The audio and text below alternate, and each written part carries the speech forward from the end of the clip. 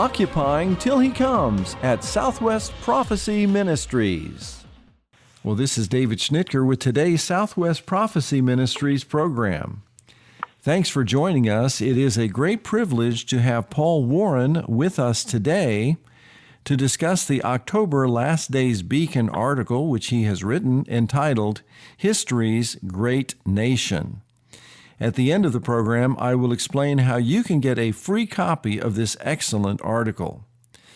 Paul Warren lives in Boston and is a direct descendant of a Revolutionary War soldier. He is also the founding editor of the Boston Review of the Arts. Additionally, he is an avid student of American history. Most importantly, he is a born-again Christian. Paul, welcome to our broadcast today. Thank you, David. Thank you for having me on. Well, I'm excited to discuss today's topic. This will be going out on our internet in October, and October is a very special month as it relates to America's history. And so we're going to begin by talking about the three significant events that you develop in your article that set the stage providentially for history's great nation, and why you feel these events were clustered around 1500. Well, the three events that set the stage for America, history's great nation, were, first of all, Johann Gutenberg's invention of the printing press somewhere around 1439, and then Columbus' discovery of approximately a third of the Earth's land mass that was hidden from the civilized world for most of recorded history in 1492, although it should be pointed out that what Columbus discovered in 1492 was what is now called Bermuda. He didn't actually get to South America for a few more years. And the Reformation in 1517. And without these three things, the United States of America, the most Bible-shaped country of the modern world, could not have been born. Well, let's talk about each of these events. They are tremendously significant as you develop in the article. And we see God's fingerprints all over the founding of this great country. But we'll begin at the beginning. What was the significance of the development of the Gutenberg press in the founding of America?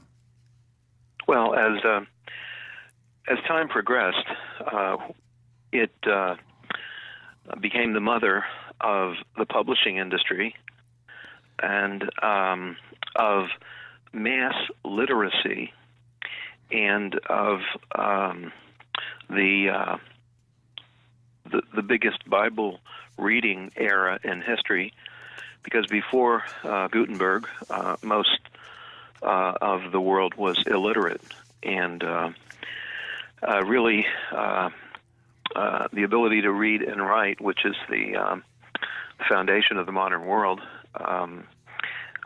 was the instrument that produced the modern world. We could not have the astonishing progress of modern science without literacy and the ability to read and publishing. So Gutenberg's invention was, as it worked out progressively under God's providential superintendence, the instrument that really laid the foundation for the modern world. I've had the privilege of visiting the Library of Congress, where they have a copy of the Gutenberg Bible, and what an influential book that was. One of the first, obviously, books that were published was the Gutenberg Bible, and there are only, I think, a few of them extant today, but we'll be getting to the importance of that a little bit later on. The second major development that you say contributed to the founding of history's great nation was Columbus' discovery of the New World. So share with us why you think that is so significant in the development of history's great nation. Well, Columbus was primarily involved with South America. He never set foot on what we call now North America or America. And the big question is why Columbus became America's first and enduring celebrity, because America was largely a Protestant nation that was revolting not just against England, theocratic England, but also Roman Europe. And so the question becomes, why did Columbus become America's major celebrity? And the answer is very simple, because Columbus jump-started the idea that America was prophesied by God in the Bible. And Columbus became a prophet. History made him a prophet because he used that word, the New World. He didn't call what he found Newfoundland. He called it the New World, and the reason he's a prophet is because he really inaugurated the modern era. What happened after Columbus providentially turned into the New World, the modern world, as different from the old world as night is from day. And all the progress that we've had is on the clock of Columbus's discovery. Now, it's interesting, of course, we know that Columbus was a Catholic, because all professing Christians were, with few exceptions, were Catholic, and he came from Portugal, as I recall. Could you detail for us, in what way did Columbus feel that his discovery of the New World was a fulfillment of Bible prophecy? Well, that's the hardest question to answer, because there's so many answers to that. But Columbus was, like the founding fathers of America, a student of Bible prophecy. He read the book of Revelation many times. He had many ideas about it. And his writings were never published in America. So Americans never really got a good look at it, what he believed. But among the prophecies was one from Isaiah, and one that I'm aware of from the Apocrypha. The Catholics include the Apocrypha in as sacred writing, even though Protestants don't believe that. But he essentially jump-started this idea that the Americas, were forecast in the Bible. And it was an idea that really resonated in Europe. And I mean across Europe, the major powers, Spain, France, and in particular England. So from the time that Columbus announced his discovery and that he thought it was in the Bible, there was this big discussion that went on, and it percolated down to England, which had the most refined and scientific analysis of the Bible to date. And they focused on Bible prophecy, because you have to put Columbus's discovery in the context of when it happened. Years earlier, I believe it was 35, Islam was in the fifth century of its jihad, and it had ingested most of the eastern half of Christendom, including Spain and Greece and other countries in Europe. And Europe was absolutely terrified, wondering what was going on. Why had God allowed them, Islam, this anti-Christ organization, to ingest not only most of East Christendom, but the 7 churches that Christ addressed the book of Revelation to? And so now they're wondering, is the Bible true? And it was at the time of Columbus's discovery that everything began changing. And there was this progressive train of events that happened For example, England beating the Spanish Armada. It was a huge event, and from that point on, Spain declined as the major power in Europe, and England rose. So Columbus was received, at least his discovery and his beliefs, in Europe as true, but the meaning was articulated over a period of about 200 years. And England was the one country which really got to the center of the question of are the Americas forecast in the Bible, and is America forecast in the Bible? The idea that America, the country, was forecast in the Bible really was a European idea that was imported by the colonists. How interesting. And I was reading recently the journals that Columbus kept as he made his way to what we call Bermuda today. And as he met the natives that came out to greet him, one interesting comment he makes in his journal is that he anticipated that these people would be very easily converted to Christianity. So he had, even though he was, of course, a Catholic, and a view of the New World as one that for the extension of the Christian faith. There might have been other motives that were involved, but that was one of his motives in coming and discovering the New World, is the evangelization of those who were native to these lands. Well, if I can put that into context, now you have to keep in mind that St. Augustine had essentially based modern, Roman time, now modern time, on Bible prophecy. The reason that we count time according to Christ is because he vowed at the end of the book of Revelation, the end of the Bible, to return and end time. But in Columbus Day, in the 15th century, the 1400s, Europe was, Islam had basically been humiliating and eating major parts of Christendom. So one of the ideas that came up was, and a very good idea, was the reason that Christ has not returned is because we have not finished his evangelization assignment. The New World was the end of the earth. And so all the major powers,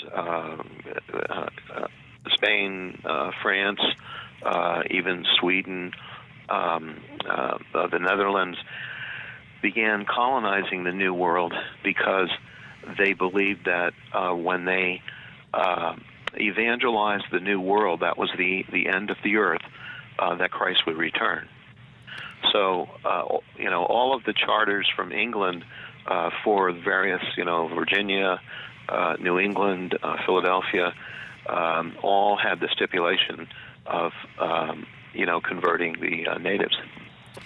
Well, of course, that event, the discovery of the New World, October 12th, 1492, was followed 25 years later with another important October event that took place on October 31st, 1517.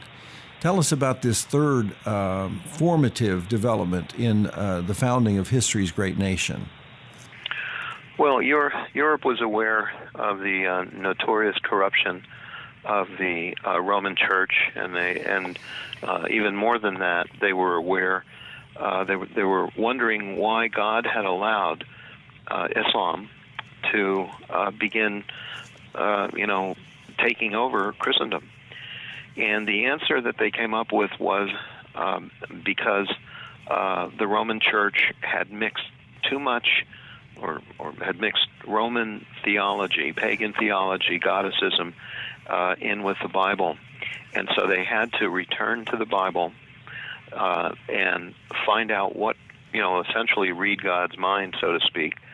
And that would refine the church and reform the church and establish a pure Christianity rather than the one that was polluted with so much ancient pagan theology. And Germany, where Gutenberg was a German, and the Reformation was established in Germany because they had Bibles. And but as the Reformation began, the Catholic Church went to war. And so Germany's bogged down for the next 30 years of the 30 Years' War. And the Reformation began, the idea of the Reformation began moving westward, like Abraham, Christ Church, the heavenly bodies every day. And it was England, these islands off the coast of northwest Europe, that really began digging into the Bible with the original languages and context, and really analyzing the Bible like a scientific experiment. And they really became, in England, the experts on the Bible, but in particular in Bible prophecy. And so when the colonists came over, they brought with them this English understanding, advanced understanding of the Bible, because this was going on in the English universities like Cambridge and Oxford, and the Puritans were called the best educated colonists in history. And so they imported these English ideas to America, but the idea that America was forecast in the Bible was at the center of the colonization. So when John Winthrop did his sermon on the Arabella around 1630, before they actually landed in what is now Massachusetts, and he used that phrase from Christ at the end of the Beatitudes, a city on a hill. It pretty much established the idea that New England was going to be the site of refined, reformed Christianity, biblical Christianity. And that's how the Reformation got to America, but it really seeded itself in America, and it became the fruit of the Reformation. In other words, the most Bible-shaped nation in history, and of course the leading edge of the modern world and the leading edge of history's great nation. Absolutely. In fact, as we were discussing this article in months past, we talked about the possibility of calling it the Reformation nation. And that certainly is true. And of course, the Reformation roots is really why we can say that America is history's great nation. Well, this has been fascinating, Paul, but we are sadly out of time for today. We are going to continue this amazing discussion next week. And so please be with us. But friends, if you would like a free copy of this article, an amazing article entitled History's Great Nation, we'd like to give you a free copy. And to get that, just write to Southwest Prophecy Ministries, P.O. Box 58043, Oklahoma City 73157. The address again is P.O. Box 58043, Oklahoma City 73157. Now, if you would like extra copies, you may obtain them for $5, 5 copies for $5. And you can go to our website to obtain those. Our website is swpm.us. That's swpm.us to obtain extra copies of this article. So please tune in next week as we continue this discussion with Paul Warren regarding history's great nation. Until then, this is David Schnitker. Thanks for listening.